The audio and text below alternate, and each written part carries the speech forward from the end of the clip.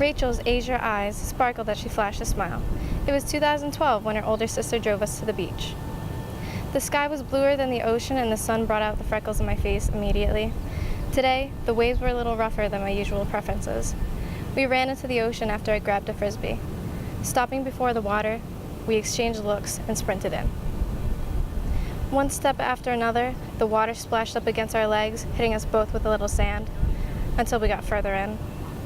Wave after another, they hit us hard, and sent us back a couple of steps. We were finally in deep enough where the waves wouldn't bother us anymore. We were out in the ocean for what felt like hours, laughing, playing frisbee, and swimming. Our legs were getting tired though, and so were the rest of our bodies. When Rachel threw the frisbee to me, it got caught in a wave, so we both went after it. We raced each other, and a massive wave crushed us and sent us under. I was stuck under the wave for longer than I wanted to be, because once I was above the water to get air, another one came crashing over me. Fear and panic spread throughout my body. Nothing has frightened me more. I was closer to the shore and was able to steady myself and come above the water. Coughing and catching my breath, I found the frisbee and grabbed it. I scanned my surroundings, trying to tell Rachel I found the frisbee, but she wasn't near me. I screamed her name, and the few people around me looked at me suspiciously. I saw 2 lifeguards sprint into the water, but they weren't headed towards me.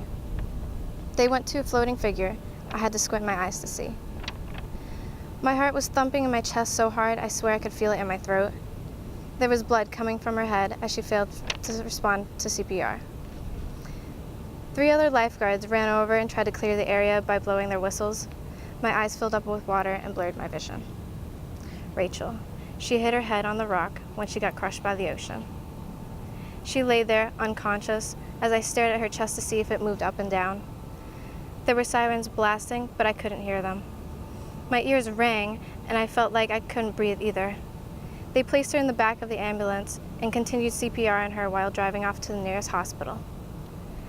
They called her death with me next to her. I sat there, frozen as tears dripped down my cheeks. Losing someone you love will never be easy. I believe that even though people pass away, they are never really gone. Rachel will always hold a special place in my heart.